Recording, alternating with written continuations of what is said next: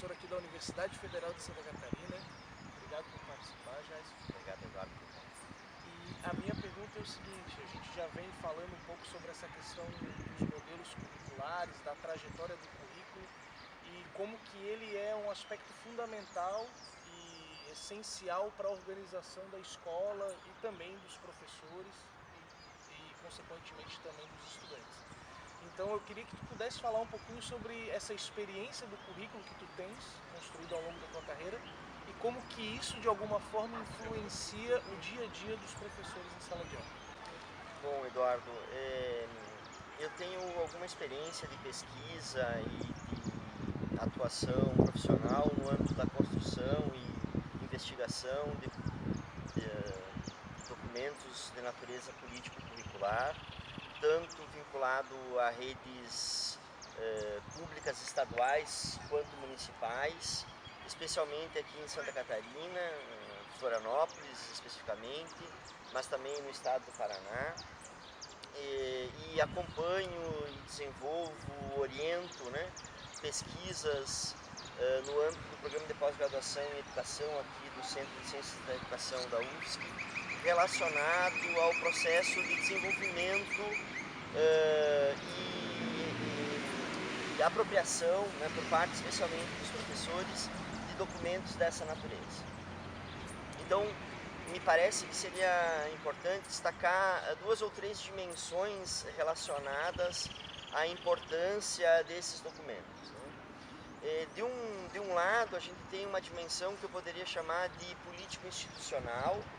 ou seja, faz parte um pouco da organização do sistema nacional e dos sistemas públicos de ensino no Brasil e em outros lugares do mundo, que documentos dessa natureza sejam produzidos, né, enquanto prerrogativa, inclusive, das gestões, equipes, né, que conduzem as secretarias de ensino, tanto em caráter nacional, quanto estadual, quanto municipal, né? Então essa é uma primeira dimensão. Eu diria que esses documentos eles integram, né, a legislação e as políticas públicas no campo da educação no Brasil, mas também em outros lugares, tanto na América Latina quanto na Europa, enfim, em outros contextos. Uma segunda dimensão, que também está relacionada à dimensão política, tem a ver com o fato de que esses documentos, de alguma maneira, envolvem escolhas, valores, concepções, critérios, e que dizem, de alguma forma, respeito à nossa vida em comum, em geral, e que, de alguma maneira, se reflete ou está presente também no espaço escolar. Dito de uma maneira bem simples, o mundo é o objeto, né, o mundo e a cultura é o objeto da escola, das práticas escolares, né, que obviamente estabelecem uma gramática específica na forma de abordar esses objetos da cultura, né, e de conhecimento,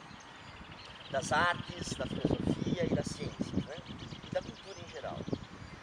Mas o mundo inteiro não cabe na escola. O mundo é mais vasto do que o tempo que a gente tem de escolarização e dos espaços, né, e tempos escolares.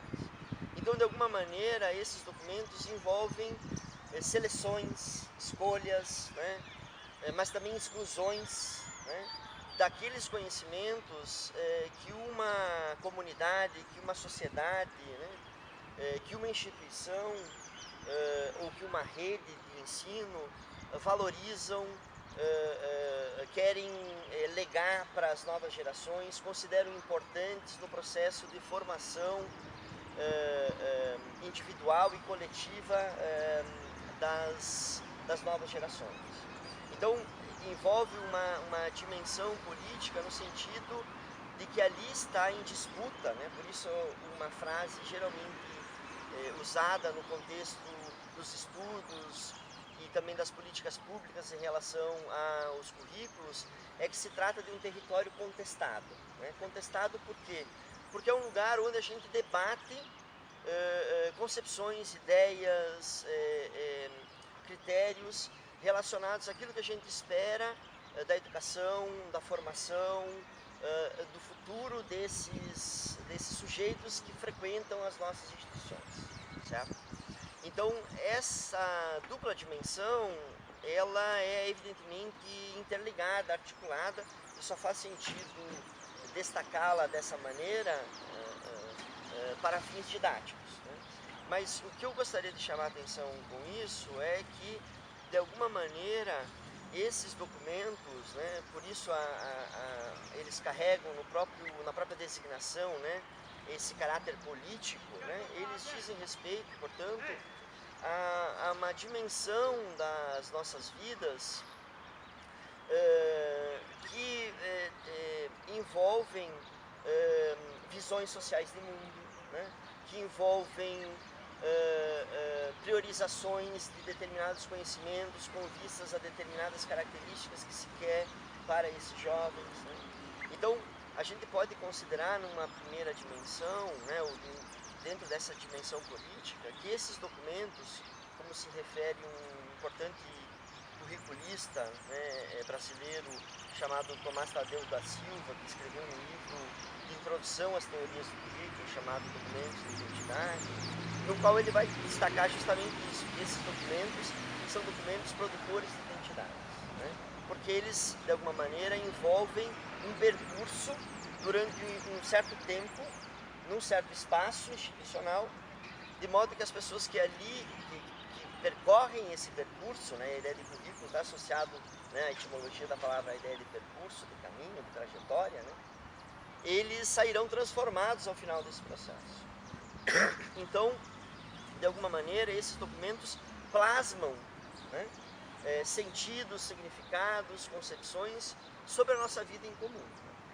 Então, nesse sentido, é fundamental a presença e a participação dos professores, mas também de toda a comunidade escolar, pais, estudantes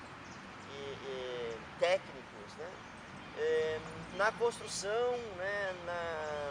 na análise e no desenvolvimento desses documentos. Por um lado, a minha experiência mostra que muitas vezes se procura construir documentos de natureza político-curricular, evitando ou mesmo pouco valorizando a participação desses sujeitos no processo de construção, com a expectativa, por vezes, da própria gestão pública de que isso diminuiria os conflitos, né, e diminuiria um suposto hiato que haveria entre um currículo prescrito, um currículo formal e o seu desenvolvimento na prática pedagógica dos professores. Mas isso é um equívoco tanto conceitual, na minha opinião, porque esse ato é constitutivo da natureza desses documentos, né, e constitutivo da tarefa do professor, um equívoco também político, porque cerceia a participação desses sujeitos que são diretamente interessados na construção desses documentos e que têm algo a dizer sobre a educação, sobre o futuro e sobre aquilo que eles acreditam como mais adequado, mais justo, mais verdadeiro.